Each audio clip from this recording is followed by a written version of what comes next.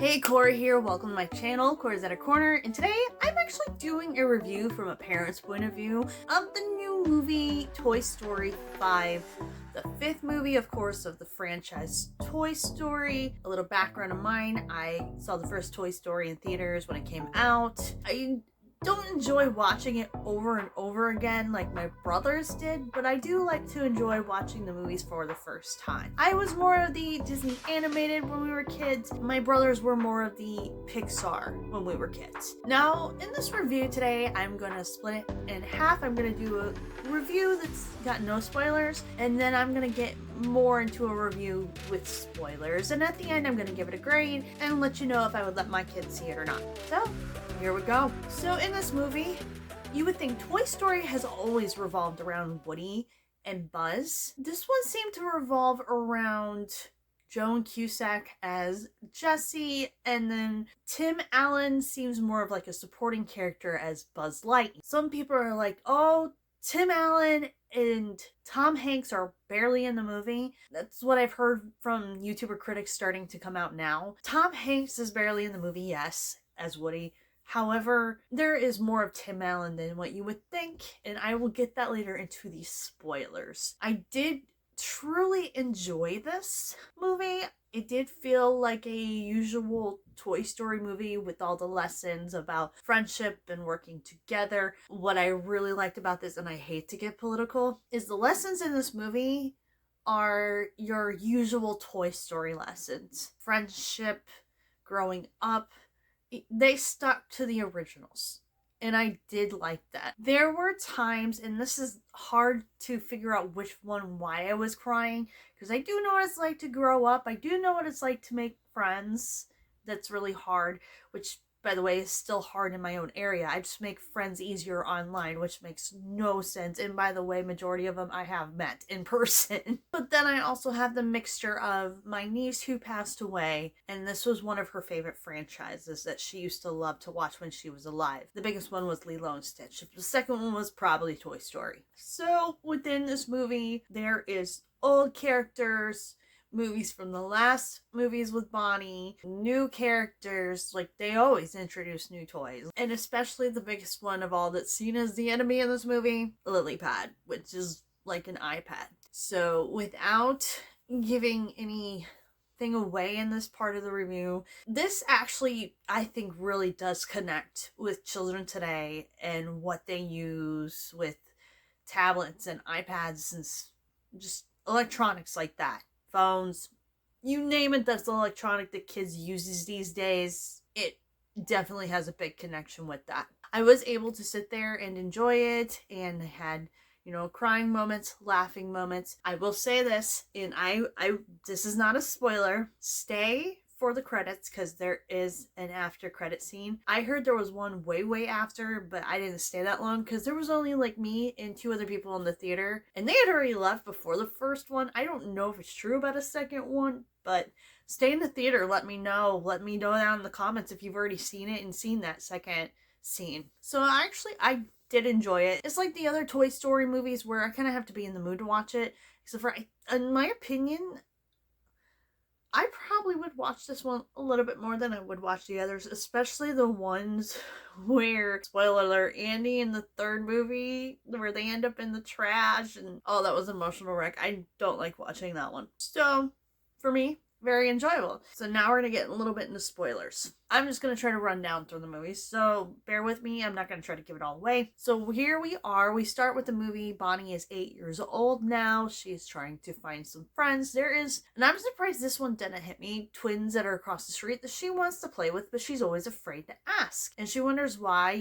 she's always having a hard time asking for friends. She tries to go and ask them, and Jessie tries to help her because Jessie's still the sheriff, the leader, and she has a hard time, and Jessie wants to figure out, okay, what is going on? Why does nobody want to talk to our girl? So she and Bullseye, they go outside, climb some roofs, try to figure out what's going on, run into some old toys that are not getting played with outside. And so they urge them to climb the roof, and they see all these windows with all these kids, and all of them are just playing on their tablets, or lily pads, whatever you want to call them in this movie. They're electronic devices is what they're known as in this movie. which they are. And all of them are just, you can see, and it's a sad reality that this is real.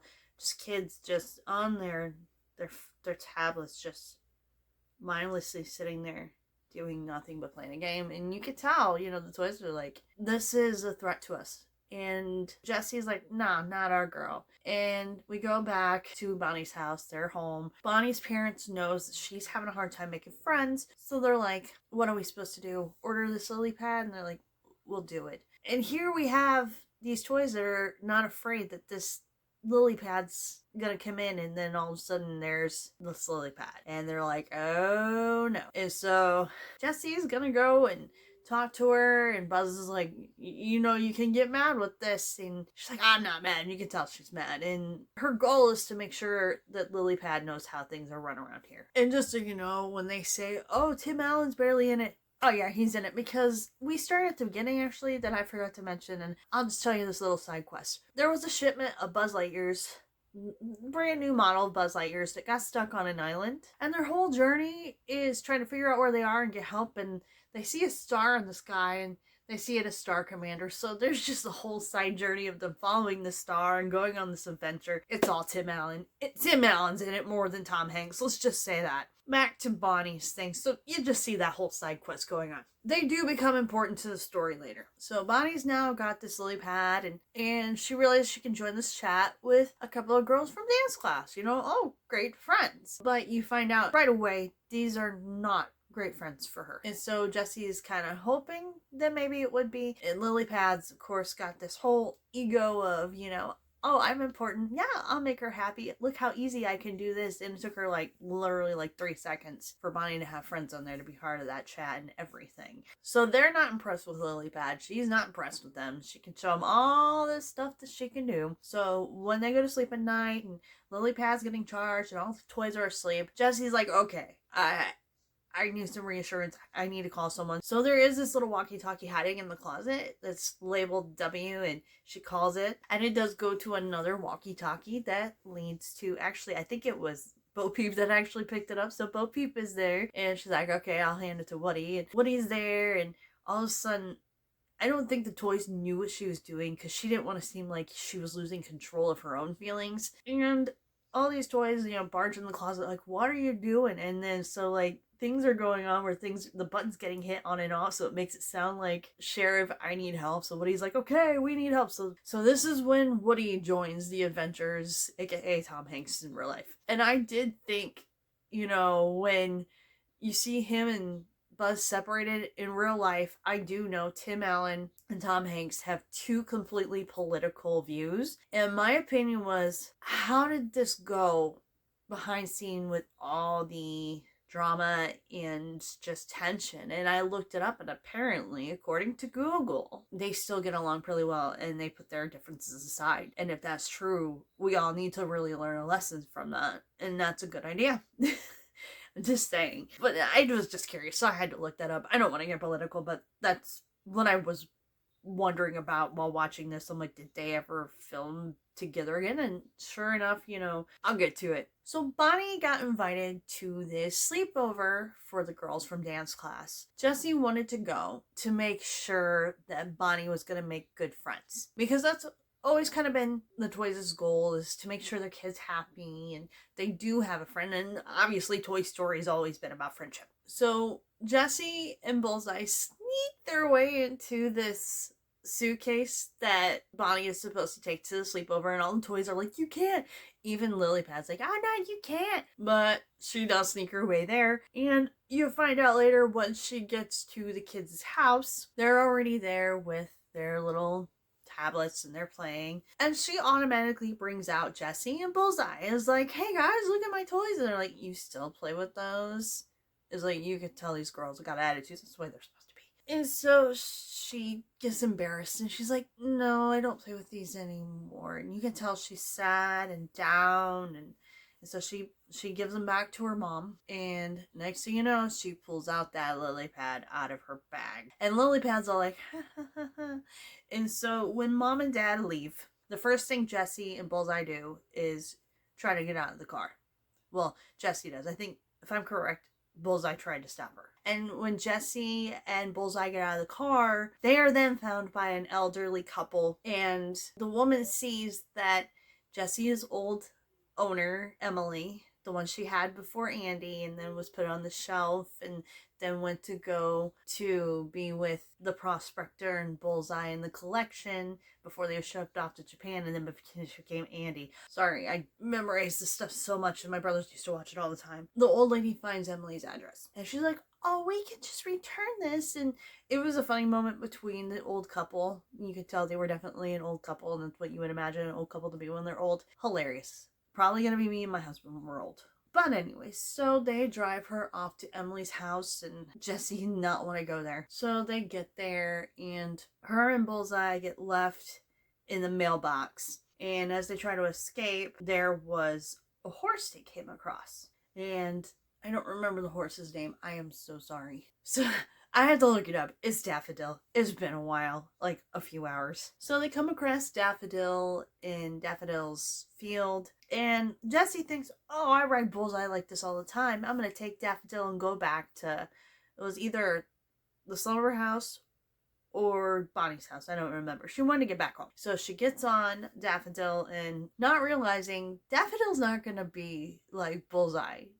And so Daffodil freaks out. She ends up running into a barn where Jesse gets stuck. Daffodil starts freaking out until she hears her owner's voice. It's then a girl comes out and she notices Bullseye. And you're like thinking, okay, Jesse's stuck. How's she gonna get out of this?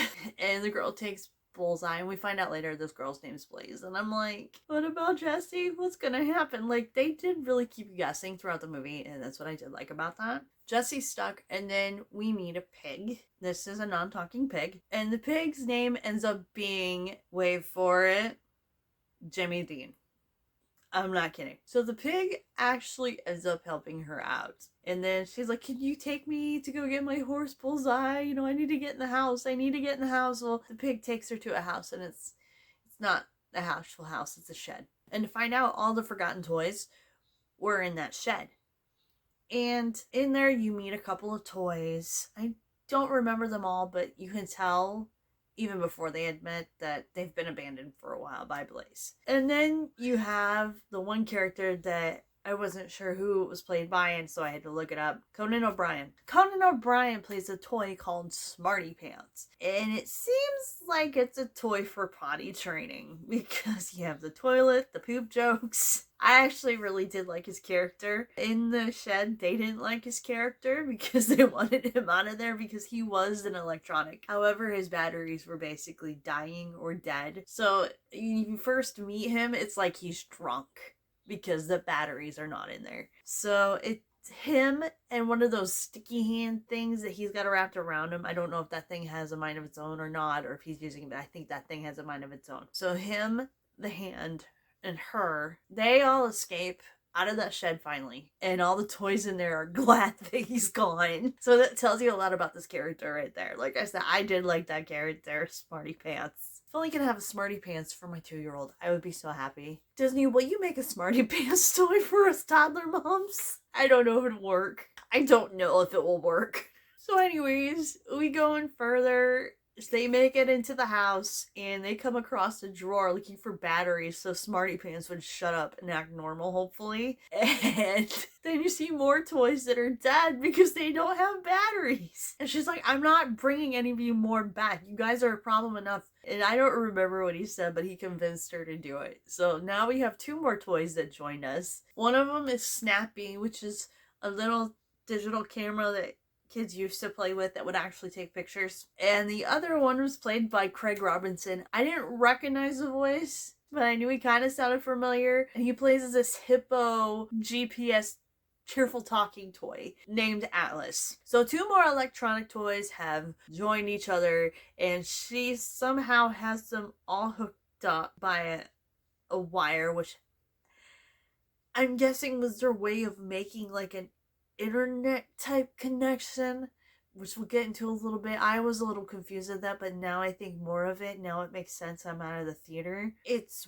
weird because I'll get to the weird part. So they go in and they find out that Bullseye sitting on a shelf full of other horses, and we should have known that on the fact there was Daffodil outside. So this girl does love horses. So then Jessie wants to go home, and Bullseye, at first was like, I like it here. She's like, no, we gotta go home. And he's like, okay. And it was at one point where Blaze came in and she found Jessie on the floor. And she was like, oh, thanks for the doll, Mom. Probably not knowing that her mom did not give it to her, obviously. Same thing that happened with Andy and Jessie and Bullseye. So back at Bonnie's house, the toys are waiting for Bonnie to return from the sleepover, and they notice that Jessie is not back and Bullseye with Lilypad. So they try to confront her about it, and Lilypad's okay, watch this, and then she tricks the parents into thinking that Bonnie has messaged them saying, can you put my toys in the garage? I think it was the dad. It was the dad. I remember now, it was the dad. So then all these toys end up in the garage. And it is then, while they're in the boxes coming out, Woody shows up and is like, hey, where's Jessie? I'm here. And he's wearing like a bandana as a poncho, and they're all laughing at him. It's then they talk to Woody. The thing about the poncho thing is, I don't know, somebody might come out and be like, oh my gosh, that's so offensive. I didn't find it offensive. So when Buzz and Woody are kind of fighting who should be sheriff, because when Jessie left, she left Buzz as sheriff. They're like, okay, we gotta come up with this plan to find out where Jessie is, because they want to know where Jessie was. And so they're like, what if we unplug the charger for the night and she's dead, and then when she comes back, we can interrogate her. Because Bonnie can't use her while she's being charged, because they have the kind of charger where you just sit. The only thing I was wondering is, there is a lot of chargers where you just plug it in and she can just still play it. That's reality. That is the one thing about a parent that screwed me up a little bit. Like, they have other chargers. You know that, right? And my other thing was, if she comes back, she should just be back to normal. She's plugged in. So that was confusing to me a little bit. I'm also not a kid, but that pushed me off a little bit. I'm like, what? So back at Blaze's house, we have Jessie and the toys kind of come up with an idea. And this is where the wire comes in. I don't understand how the wire, putting them all together, would send a message through this app that doesn't even exist on an old toy about potty training. The message I got is, she says they're worthless and they say we're not. Is like, all these three things together like made some kind of internet connection and sent a message out saying, we have your dolls, to Bonnie's tablet to hopefully, get her to come pick them up. Well, we go back over to Buzz and Woody, and the next day, Lilypad's battery is 0%. So Bonnie plugs it in, and you can tell she's deprived already of the games and everything. And so they interrogate her, and then they see the sign about the dolls. And then Lilypad erases it, puts it in the trash, and they're like, Lily, no. And when they say, hey, Lily, and she's like, all of a sudden she's kind of like Alexa or something, like, yes. And then they could tell her what to do. So she's fighting with them. They're making her pull the picture back out, and then she would take it back into the trash. And next thing you know, it's sent over somehow to a printer. So I don't know how that would happen. This is the thing I don't get. The picture that just printed out lands on the floor, and all of a sudden Lilypad has control over the Roomba. Like, what? And the Roomba runs over the picture. It's like, what? So there were some confusing things as an adult that does not make sense. So anyways, Bonnie and her parents still find the picture, and she goes and finds out her dad put the toys in the garage, and she's like, why'd you do that? He's like, you told me to. She's like, I don't remember telling you that, type of stuff. So she's looking, sees Jessie, and Bullseye is missing. So then she goes, and their goal, because Blaze played with Jessie and the other toys, and they loved it so much, they knew this was the perfect friend for Bonnie. And they're the same age. Bonnie, I believe, is 8, and I swear they said in the movie Blaze was like 9, but according to Wiki, which could be wrong, 8.5, 8, but I think she's like a year older than Bonnie. That's what it looks and feels like to me. It's like, why are you making Bonnie still look 6 and her look like 8? That's the other problem with the movie I've picked out. So, moving on, Bonnie and her parents show up, and she looks at the dolls, and she rejects them because she gets messages from her so-called friends that's part of the dance group. Lilypad had sent a picture of the dolls, and the kids were laughing at her. So she rejects the dolls, and you tell she just could have missed out on a good friend. So Blaze tells her, if you want, anytime, come back and get them. I'll have them. So Bonnie's mom's like, hey, let's go get some ice cream. You know, try to make her daughter feel better. Because she doesn't know what's going on. She then in the car asked, okay, I think it was right before they got the ice cream when they parked in the parking lot of the ice cream. It's been a minute. You're gonna have to give me a minute. It's been a minute, so just got to forgive me. Her mom's like, okay, what's going on? Let me see the tablet. She said, you're not in trouble. I just want to know what's going on. You can talk to me about anything. Bonnie shows her the tablet and what's going on. She's like, how about we take a break from this and stuff? But next thing you know, they're eating ice cream and the tablet's right there. Why not just leave it in the car? Like, you're eating outside, you know, you can always shove it somewhere where nobody's gonna see it, lock the car. Why does she still have it? She should take a break from it. Why does she still have it? There's so many things wrong as a parent I see. So they get ice cream, and I think it was when they went and said, when they go get the ice cream. When they go get the ice cream, she could have left it in the car. When she went to go get the ice cream, the lily pad noted the donations. She noticed the donations because she knows what she did. She feels bad after seeing Bonnie so sad about what the girls were saying. She finally realizes that she was wrong. So she goes and moves herself to the donation box. Why would you just leave your... It makes no sense to me. It makes no sense. This is not why Toy Story bothers me, but this movie is why it bothers me with Toy Story. Like, what? So then Lily Pad goes and puts herself in the donations, and then Bonnie comes out and she's like, where's my tablet? What? What? So many things could be done differently to avoid this situation as an adult and parent.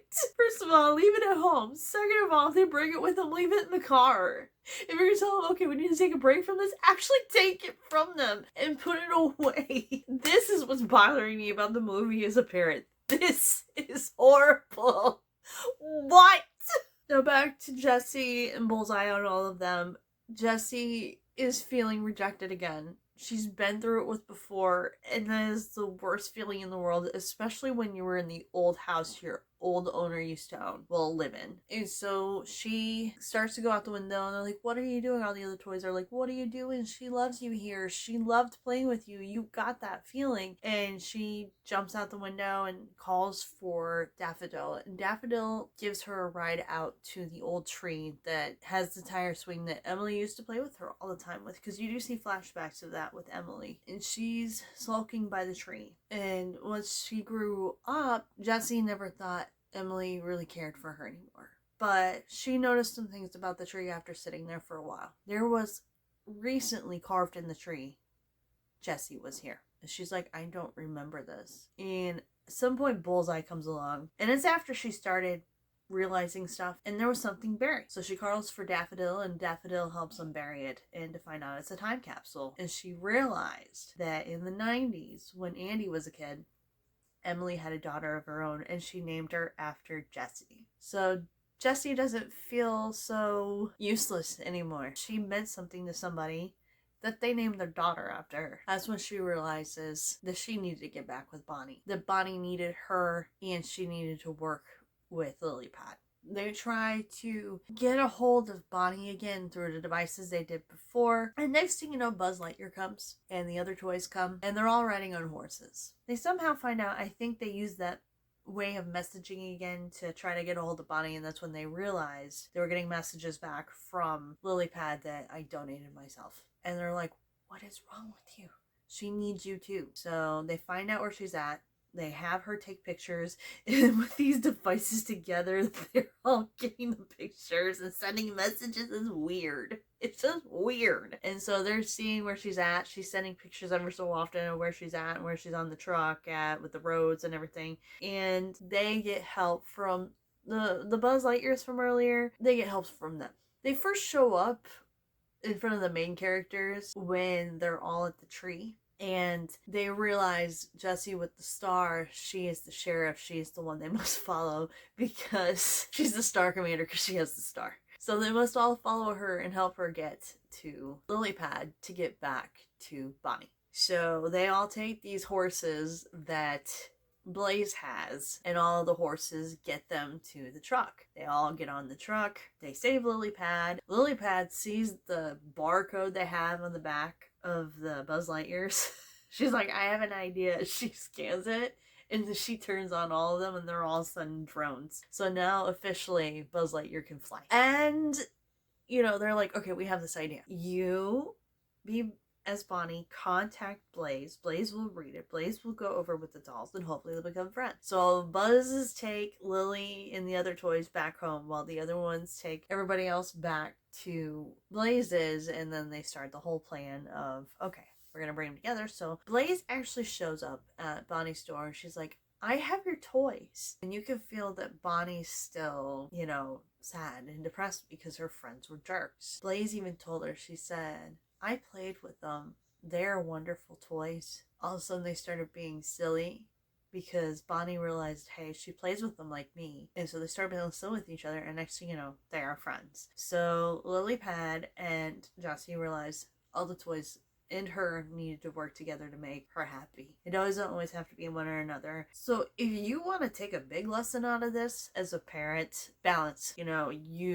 time limits. A lot of parents don't do that. I'm even guilty of that with my kids. You know, it's just, you want the balance. You want the real toys and limit the screen time. That's the big thing. Both can make the kids happy, but you can't always have your kid's face in a tablet. The other one is everyone can always work together. You know, it's all the friendship stuff. In this movie, I had some laughs, some cries. I thought it was really good. There, like I said, was some things that bothered me. Like, I'm asking questions in my head. Like, how? What? I didn't think we were that advanced. So if I would have to grade this out of 5 stars, I would give it probably 4. Because there's this stuff that's still bothering me in my head, like, what? Other than that, I did really sit down and enjoy it. So, but if I would let my kids watch this, yes, I would. There's really good lessons to it for kids. It's not political, it's not push, it's just always been the lesson of Toy Story. Always been the lesson of Toy Story. So thank you for watching. If you like this video, please like, comment, subscribe, share, hit that bell to know when I go live. I usually post videos on Thursday, but lately it's just been a mess. So thank you for watching. Until next time, bye!